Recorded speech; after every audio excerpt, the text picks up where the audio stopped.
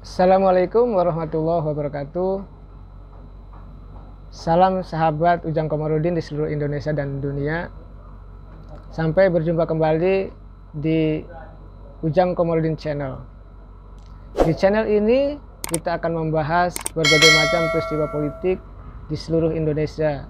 Tentunya dengan cara ringan gitu kan, menarik, mudah-mudahan penuh substansi dan juga mudah-mudahan bisa bermanfaat bagi seluruh rakyat Indonesia. Nah, pada kali ini saya akan membahas terkait dengan proyeksi politik yang terjadi di tahun 2021 saat ini. Nah, setelah sebelumnya saya sudah membahas terkait dengan peristiwa-peristiwa politik di tahun 2020 yang lalu. Jadi tentu ada kesinambungan dinamika politik tahun 2020 dengan proyeksi tahun 2021. Nah, apa yang menarik di tahun 2021 nanti? Saya melihat dalam politik nasional tidak akan terjadi banyak perubahan politik. Artinya hanya akan ada dua bandul kekuatan besar di tahun 2021 ini. Apa? Bandul yang pertama adalah kekuatan pemerintah, yang kedua kekuatan rakyat. Jadi pemerintah versus rakyat. Kenapa demikian? Karena kita tahu hari ini atau saat ini di parlemen kita tidak melihat partai oposisi yang kuat. Partai-partai cenderung merapat ke pemerintah. Hampir 85% kekuatan parlemen dikuasai oleh kekuatan koalisi pemerintah. Hanya menyisakan PKS dan Partai Demokrat. Dan itu pun tidak cukup kuat untuk bisa katakanlah melawan kekuatan partai oposisi pemerintah, partai koalisi pemerintah itu. Oleh karena itu saya melihat oposisi tidak jalan, ya kan, parlemennya mandul, maka bandul rakyatlah yang akan bergerak. Rakyat yang akan menjadi oposisi. Di saat yang sama juga bahwa Pak Prabowo dan Pak Sandi yang dulu seharusnya menjadi ikon ya, yang harusnya menjadi simbol kekuatan oposisi rakyat dan di parlemen, hari ini kita saksikan kedua-duanya menjadi menteri, kedua-duanya menjadi pembantu presiden dan menjadi bagian daripada elit pemerintahan. Namun kita ada harapan, dan hari ini juga muncul kekuatan civil society. Nah, civil society inilah sebenarnya yang menjadi oposan terhadap pemerintah ketika pemerintah tidak mengeluarkan kebijakan-kebijakan yang dianggap tidak pro rakyat. Ketika kebijakan-kebijakan pemerintah yang dianggap salah jalan dan salah arah. Nah, kekuatan civil society inilah sebenarnya yang akan terus mengkritik pemerintah dari hari demi hari selama tahun 2021 ini gitu. Oleh karena itu, saya menyaksikan harapan publik itu ada pada harapan kekuatan civil society ini gitu. Mereka bergerak menjadi oposan, mengkritik pemerintah atas dasar adalah bahwa banyak kebijakan-kebijakan pemerintah yang tidak pro rakyat. Oleh karena itu saya melihatnya tidak aneh dan tidak heran kalau proyeksi tahun 2021 ini adalah lebih pada dan akan diwarnai oleh dua kekuatan besar itu, yaitu pemerintah versus rakyat, karena DPR-nya mandul. Sesungguhnya kita ini butuh pemerintahan yang kuat. Tapi di saat yang sama juga kita butuh oposisi yang kuat dan tangguh. Cuma persoalannya ketika oposisinya tidak kuat ya, ada tapi tidak kuat, minimalis, maka kekuatan rakyat yang akan bergerak. Nah, 2021 ini kita akan melihat seperti itu. Nah, mudah-mudahan kekuatan rakyat ini yang katakanlah dipelopori oleh gerakan civil society adalah kekuatan mengkritik pemerintah yang objektif, yang konstruktif, yang sama-sama ingin membangun bangsa. Agar apa? Agar pemerintah juga mendengarkan keluh kesah rakyat. Sehingga apa? Sehingga jalannya pemerintahan itu bisa dikontrol oleh rakyat ketika DPR-nya sudah tidak mampu mengontrol lagi. Isu kedua yang akan menyedot perhatian publik tahun 2021 ini yaitu terkait dengan Pilkada tahun 2022. Apakah Pilkada serentak tahun 2002 itu akan diadakan atau tidak ada? Karena kalau kita merujuk pada Undang-Undang Pilkada, maka Pilkada itu ada di tahun 2024. Artinya ada kekosongan jabatan, ya kan, ketika Pilkada 2022 itu tidak dilaksanakan. Jadi akan banyak kepala daerah yang di PLT-kan atau kepala daerah yang menganggur selama tahun 2022 hingga tahun 2024. Nah, kita akan melihat apakah nanti undang-undangnya direvisi gitu kan oleh anggota parlemen, tentu bersama dengan pemerintah, oleh partai-partai politik itu, ataukah rakyat memang memilih melalui jalur konstitusional, yaitu melalui judicial review, melalui Mahkamah Konstitusi. Kita tunggu saja apakah memang nanti pilkadanya ada dilaksanakan di tahun 2022 atau di tahun 2024. Tapi problemnya adalah ketika pilkada tidak dilaksanakan di tahun 2022, artinya akan ada di tahun 2024, maka akan banyak pejabat yang di PLT-kan. Jadi akan banyak gubernur seperti gubernur DKI Jakarta, gubernur Jawa Tengah, gubernur Jawa Barat, ya kan, itu akan di PLT-kan oleh pemerintah pusat.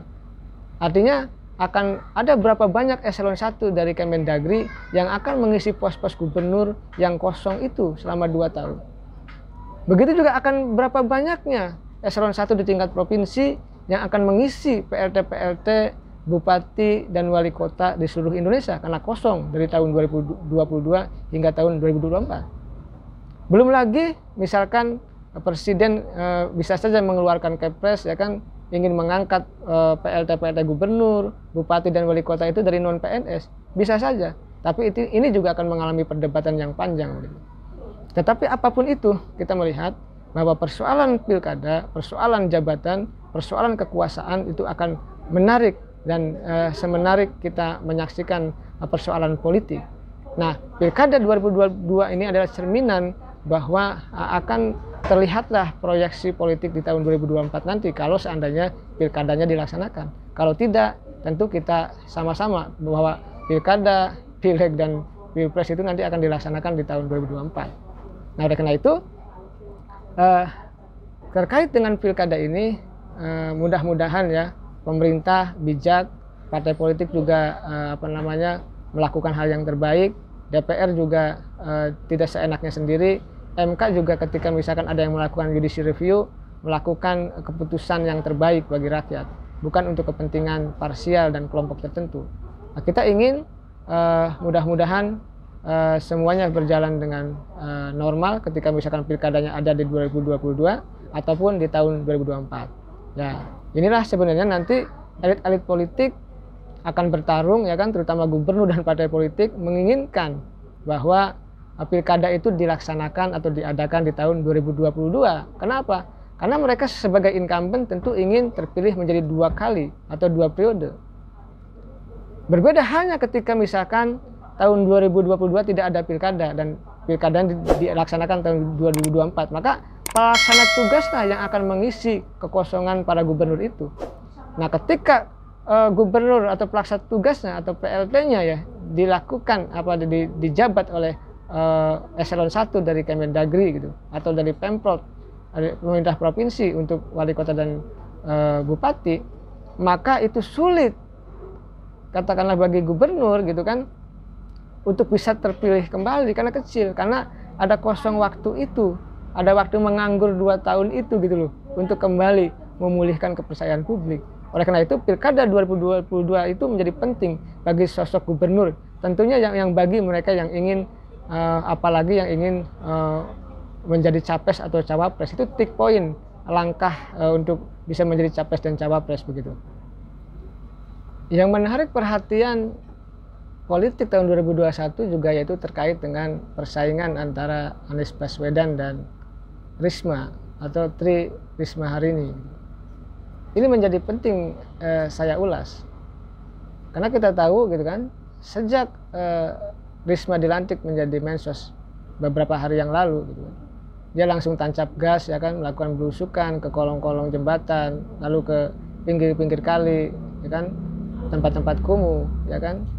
Itu menandakan bahwa ada proses persaingan itu gitu.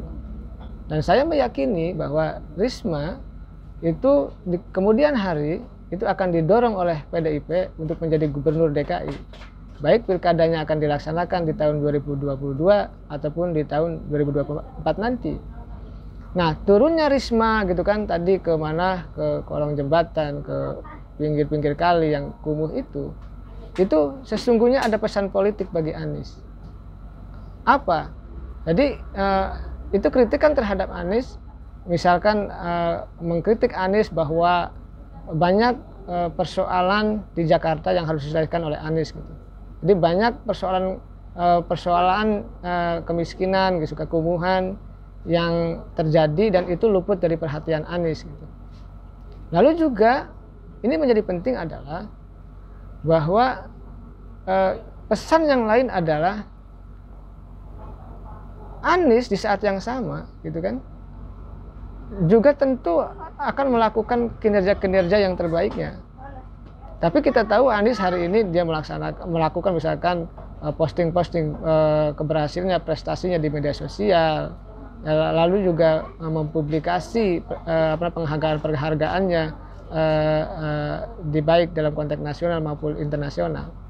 Jadi ini persaingan yang tentu akan menarik yang harus kita amati dan teliti ya, yang menjadi diskursus di tahun 2021 nanti.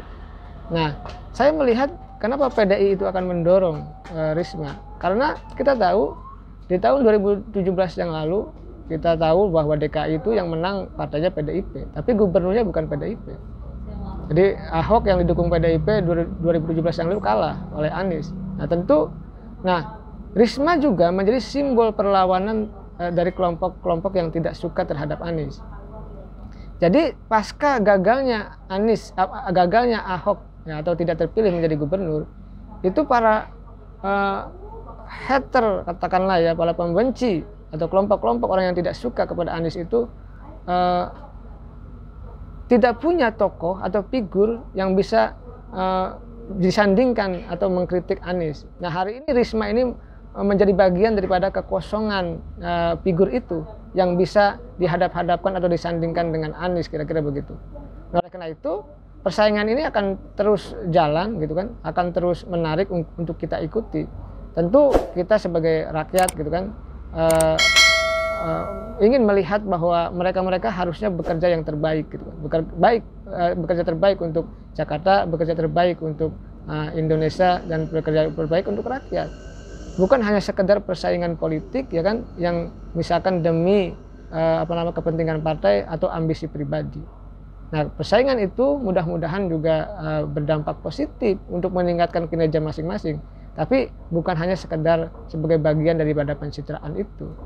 Nah, mudah-mudahan di tahun 2021 ini politik lebih stabil gitu ya, lebih dinamis tapi bisa lebih terkontrol gitu kan, tidak terjadi kerisuhan-kerisuhan, keributan-keributan yang tidak perlu gitu, baik diciptakan oleh pemerintah ya kan, ormas maupun oleh kelompok masyarakat. Kita ingin Indonesia yang damai, aman dan sejahtera.